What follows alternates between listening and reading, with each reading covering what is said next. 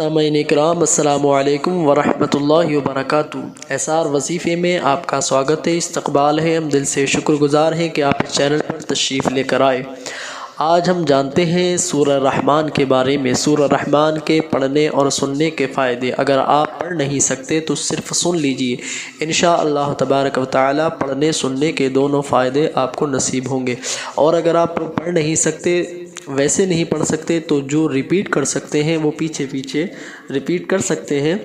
باقی آپ اگر نہیں کر سکتے تو اس کو شانتی سے سکون کے ساتھ سن لیجئے، انشاءاللہ تبارک و تعالی آپ کی تمام پریشانیاں دور ہوتی چلی جائیں گی۔ سب سے پہلے سورہ رحمان کے بارے میں ہم جانتے ہیں۔ سورہ رحمان پڑھنے اور سننے کی فضیلتیں، برکتیں۔ یہ سورہ رحمان بہت ہی خاص ہے۔ اللہ تبارک و تعالی سورہ رحمان پڑھنے اور سننے کی بہت ساری فضائل، بہت ساری برکتیں ہیں، جیسا کہ ہم نے اور بھی بہت ساری ویڈیوز میں ہم نے آپ کو بتایا۔ یہ سورہ رحمان کوئی بندہ پڑھتا یا سنتا ہے تو اللہ تبارک و تعالی پڑھنے سننے والے کو اس کی تمام پریشانیوں کو دور فرماتا ہے۔ اور جس شخص کو سانس کا مرض ہو تو وہ سورہ رحمان کو کثرت سے پڑھے، انشاءاللہ تبارک و تعالی اس کی سانس کے مرض کو اللہ تبارک و تعالی دور عطا فرمائے گا، یعنی اس سے شفا عطا فرمائے گا۔ جس انسان کا چہرے پر داغ دھبے دانے ہوں تو اس سورہ رحمان کو پڑھ کر ہاتھوں پر اپنے دم کر کے اپنے چہرے پر پھیرے، انشاءاللہ تبارک و تعالی اس کا چہرہ روشن ہوتا ہوا نظر آئے گا۔ اور جس کی آنکھیں دکھتی ہوں تو اس کے لیے بھی بہت مفید ہے، اس کی آنکھوں پر دم کرے، انشاءاللہ تبارک و تعالی اسے اللہ شفا عطا فرمائے گا۔ اور سورہ رحمان جس کا کوئی رشتہ نہیں ہوتا ہو، جو نیک رشتہ چاہتا ہے تو سورہ رحمان کو پڑھ کر دعا کرے، انشاءاللہ تبارک و تعالی اس کے لیے نیک رشتہ آئے گا۔ کسی بھی کام میں اگر جائز کام ہے، اس کے سکسیس کے لیے، کامیابی کے لیے اگر آپ چاہتے ہیں کہ کامیاب ہو تو سورہ رحمان کو پڑھ کر دعا کریں، انشاءاللہ تبارک و تعالی اللہ آپ کو کامیابی عطا فرمائے گا۔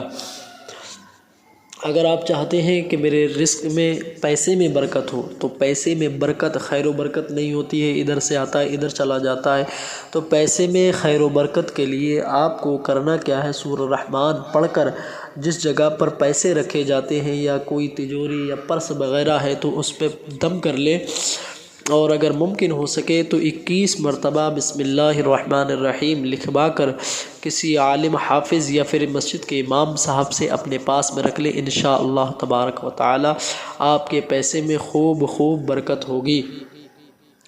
اور کوئی بھی اگر پریشانی ہے تو اس پریشانی سے نجات کے لیے آپ کو سورہ رحمان پڑھنا یا سننا ہے تو انشاءاللہ تبارک و تعالی آپ کی پریشانی دور ہو جائے گی۔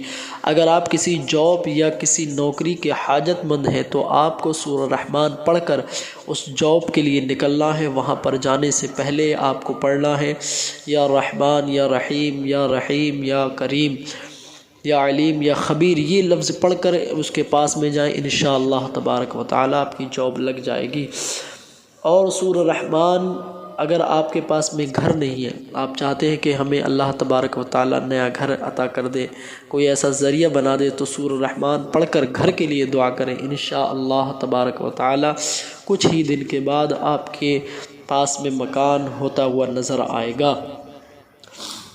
اور سورہ رحمان کی ایک فضیلت اور سنیں، کیونکہ یہ سورہ رحمان جو ہے وہ کوئی عام نہیں ہے، بلکہ اس کو پڑھنے کی بہت زیادہ کثرت سے تاکید کی گئی ہے، کیونکہ حضور اکرم صلی اللہ علیہ وسلم نے ارشاد فرمایا کہ حضرت علی سے روایت ہے، حضور نے فرمایا کہ ہر ایک چیز کا حسن و جمال ہوتا ہے، اور قرآن کریم کا حسن و جمال سورہ رحمان ہے۔ حضرت فاطمہ الزہرا کو اس کی تلقین دی کہ سورہ حدید اور سورہ واقعہ اور سورہ رحمان پڑھنے والا آسمان اور زمین میں فردوس کا رہنے والا پکارا جائے گا، یعنی اسے جنت میں پکارا جائے گا۔ آپ سوچیں ذرا اس کی کتنی فضیلت و برکت ہے، اس کے کتنے فائدے ہیں، اس کی کتنی برکتیں ہیں۔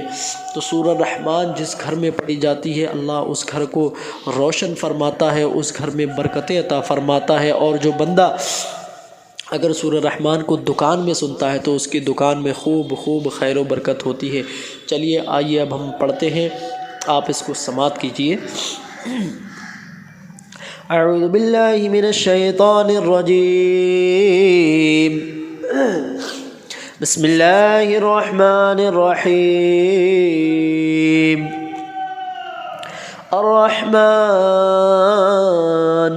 علم القرآن خلق الإنسان علمه البيان. الشمس والقمر بحسبان والنجم والشجر يسجدان.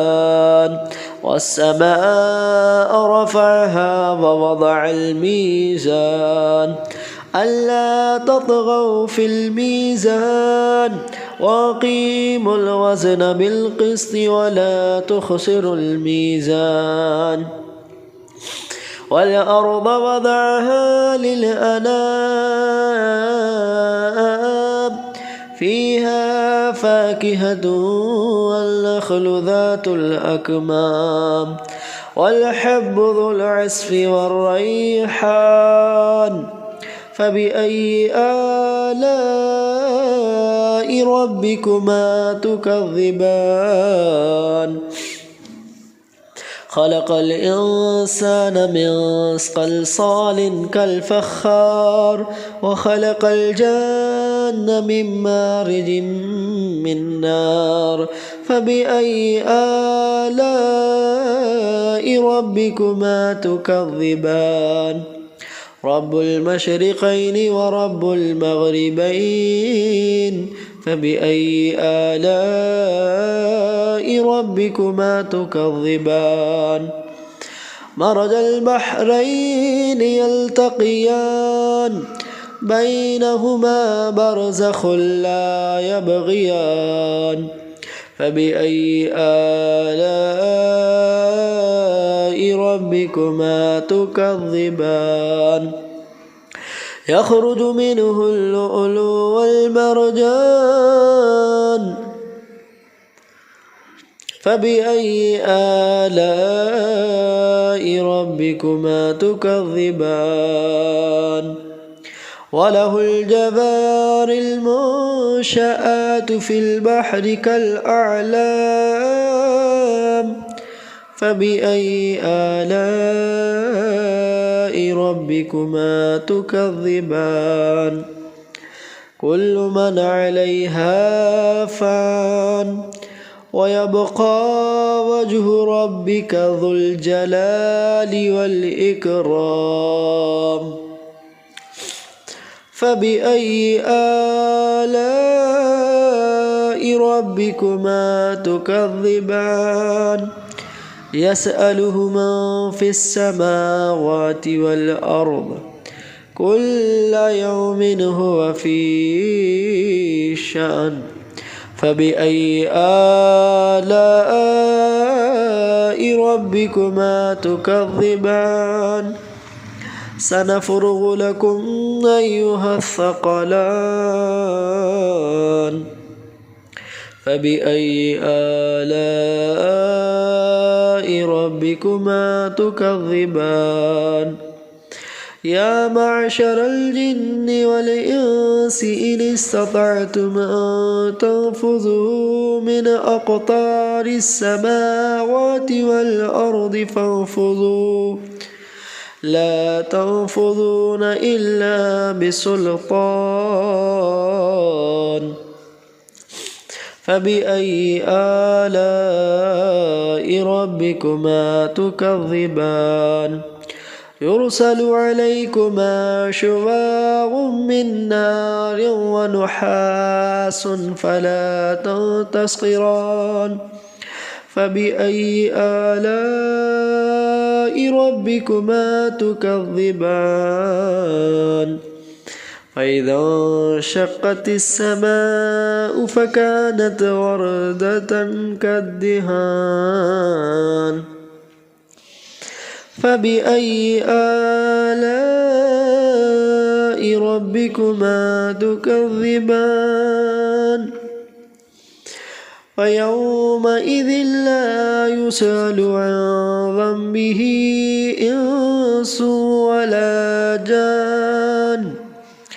فبأي آلاء ربكما تكذبان يعرف المجرمون بسيماهم فيؤخذ بالنواصي والأقدام فبأي آلاء ربكما تكذبان هذه جهنم التي يكذب بها المجرمون يطوفون بينها وبين حميم آن فبأي آلاء ربكما تكذبان ولمن خاف مقام ربه جنتان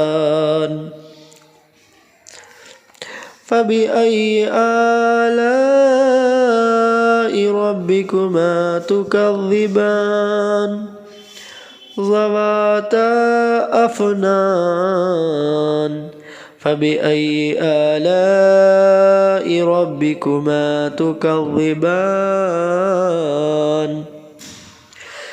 فيهما عينان تجريان فبأي آلاء ربكما تكذبان فيهما من كل فاكهة زوجان فبأي آلاء ربكما تكذبان متكئين على فرش بطائنها من استبرق وجنى الجنتين دان فبأي آلاء ربكما تكذبان فيهن قاصرات الطرف لم يطمسهن إنس قبلهم ولا جان فبأي آلاء ربكما تكذبان كأنهن الياقوت والمرجان فبأي آلاء ربكما تكذبان كأنهن الياقوت والمرجان فبأي آلاء ربكما تكذبان هل جزاء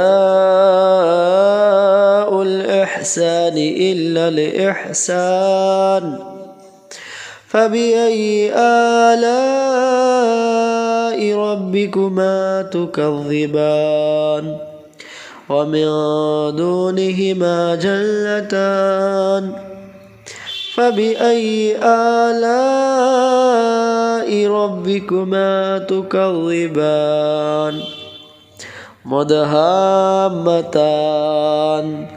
فبأي آلاء ربكما تكذبان فيهما عينان نضختان فبأي آلاء ربكما تكذبان